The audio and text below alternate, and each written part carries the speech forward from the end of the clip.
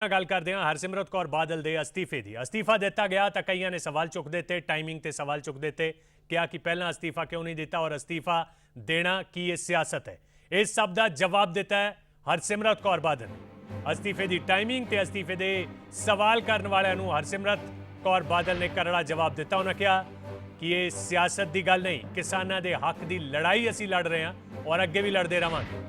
उन्हें कहा कि जो अस्तीफा देना सियासत है तो फिर किसानों की गल करना सियासत है, ताकि जेडे धरने दे रहे हैं किसान सड़कों के उत्ते उतर के अपने हकों की मांग कर रहे हैं कि वह भी सियासत कर रहे हैं। उन्हें कहा कि किसानों के मन में बैठे डर को दूर किया जाना चाहिए तो उस दे लिए असी लड़ाई लड़ रहे हैं। ऑर्डीनेंस दी शर्तों की हिमायत करने वाले कैप्टन हुण किसान हितैषी होने का ड्रामा कर रहे हैं, क्योंकि 2017 के आप उन्होंने अजिहियां शर्तां जिहड़ियां कि ऑर्डीनेंस दे विच ने, अजिहियां सिफारिशां चाहे वो APMC एक्ट नाल जुड़ियां होण, चाहे मंडीकरण नाल जुड़ियां होण या फिर मार्केट नूं खोलण, इन्हां सारियां गल्लां दे नाल जुड़ियां होण, उन्हां नूं 2017 विच कैप्टन ने आप अपने सूबे दे विच लागू कीता, बिल पास करवा के। 2019 विच जदों जनरल इलैक्शन सन तां उदों हाई कमान ने, कांग्रेस की हाई कमान ने देश दे विच सरकार बनाउण लई जो मैनीफेस्टो लिआउंदा, मैनीफेस्टो दे विच कहा गया कि APMC एक्ट बहुत पुराना हो चुका है, उसनूं असीं खत्म कर देवांगे। एसेंशियल कमोडिटी एक्ट बारे भी उही गल्लां कहियां जिहड़ियां इस ऑर्डीनेंस दे विच, इस बिल दे विच शामिल ने।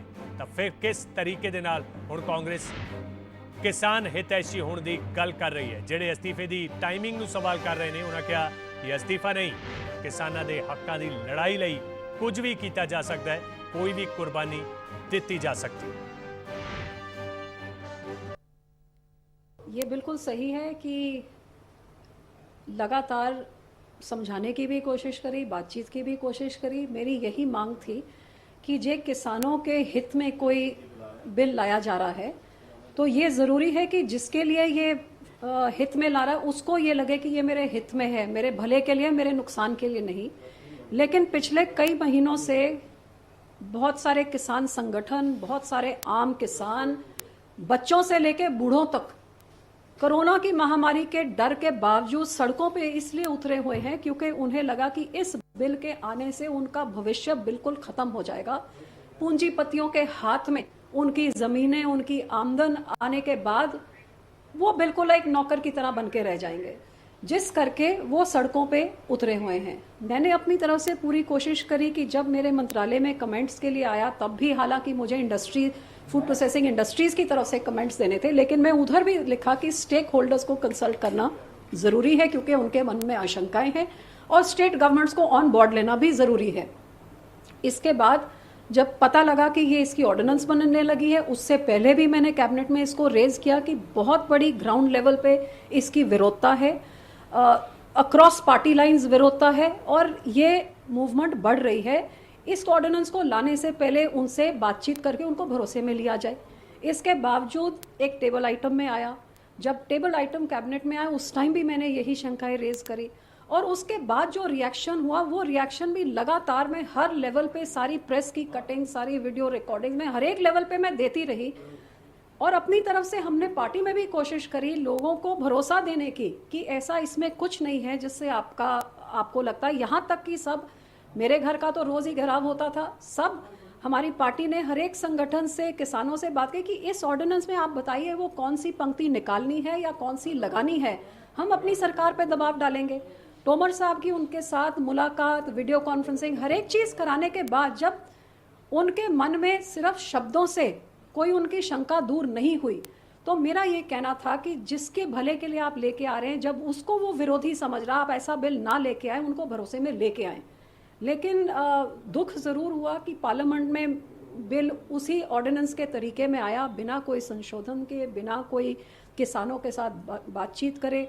जो किसान, बूढ़े बुजुर्ग, बच्चे कई दिनों से सड़कों में बैठे हुए हैं, GT रोड जैम करी है, रेल की पटरियों में बैठे हुए हैं, धूप बारिश सब छोड़ के कि ये हमारा भविष्य खत्म हो रहा है, कहीं ना कहीं उनके ऊपर ये बिल थोप के उनको बोला जाए कि आपके भले में है, उनकी सुरक्षा तक नहीं की जाए।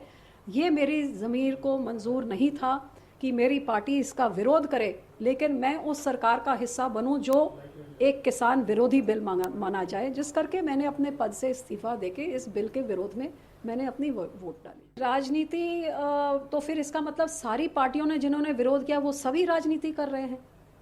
इसमें राजनीति जब मैं कहूँ कि जिस किसानों के लिए बिल आ रहा है उनकी सुनवाई करिए, तो क्या ये राजनीति है? राजनीति करके मुझे क्या मिला? मैंने गेन क्या किया राजनीति करके? आज मैंने सिर्फ जिन लोगों ने चुन के मुझे उधर भेजा है, मैंने उनके लिए ये इंसाफ मांगा कि उनकी शंकाओं को आप दूर करके तब आप ये बिल लेके आइए। इसमें राजनीति क्या है? अमरिंदर सिंह मुझे इतना ही बता दें कि इधर जिसका उन्होंने विरोध किया है ऑर्डिनेंस का, वो 2017 के उनके मैनिफेस्टो में यही 3 चीज़ें लिखी हैं कि यही 3 चीज़ें पंजाब में आते सार लागू होंगी। और जहां कैप्टन अमरिंदर सिंह ने अपने मैनिफेस्टो के हर एक वादे से पीछे हटे हैं, लेकिन 2017 के 3 महीने के अंदर ये एक्ट विधानसभा में लाके उन्होंने लागू करा और आज भी लागू है। तो आप मुझे बताइए कि नाटक स्टेट में आप लागू करें और सेंटर में विरोध करें, आप इसको नाटक कहते हैं? आप जो चीफ मिनिस्टर्स की मीटिंग होती है सेंट्रल गवर्नमेंट के साथ इस मुद्दे के बारे, उधर आप कनकर करें, आप अटेंड करें और कनकर करें। ये मंत्री साहब ने आप लोकसभा में बोला, मिनट्स ऑफ द मीटिंग में ये दर्ज है। आपके वित्त मंत्री नीति आयोग के लिए बॉम्बे तक मीटिंग में जाएं और वहां तक कुछ नहीं बोले।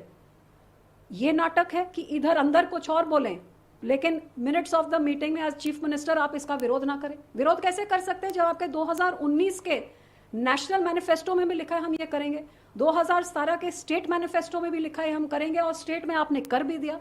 स्टेट में एक्ट को रद्द ना करें, ऑर्डिनेंस के खिलाफ आप बोले, और जब वोट होती है तो आपके पूरा कांग्रेस वॉकआउट कर जाए अपनी BCD टीम्स के साथ। नाटक ये है कि हम किसानों के साथ खड़े होके अपनों का हमने विरोध किया कि ये सही नहीं है। कौन सा नाटक है, ये लोग फैसला करेंगे। हमारा सिर्फ यहीं तक बार बार कोशिश, मेरी या हमारे प्रधान सुखबीर सिंह बादल की, हमारे पार्टी मेंबर्स की सिर्फ इतनी थी कि जे पंजाब के किसान, और हम एक किसानी सूबा हैं, हमारे राज्य में 99% नहीं तो 100% सब किसान से जुड़े हुए हैं। जे दुकानदार है उसकी दुकानदारी भी किसान पे निर्भर है, जे आड़तिया है, जे व्यापार है, वो सब किसान पे निर्भर हैं।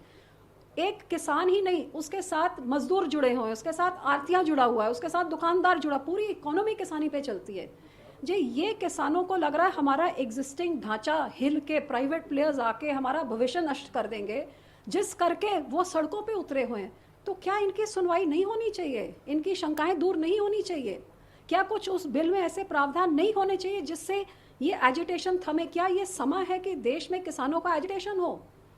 और सिर्फ मैंने नहीं, बहुत सारी पार्टियों ने इसका किया, और ये एजिटेशन सिर्फ पंजाब में नहीं, हरियाणा में, राजस्थान में, यूपी में, महाराष्ट्र में, कई राज्यों। मैंने कल अपने साउथ इंडियन MP से बात करी, उधर भी किसानों का विरोध है। तो जो उनके फायदे का बिल लेके आ रहे हैं, कम से कम उनको तो फायदा नजर आए।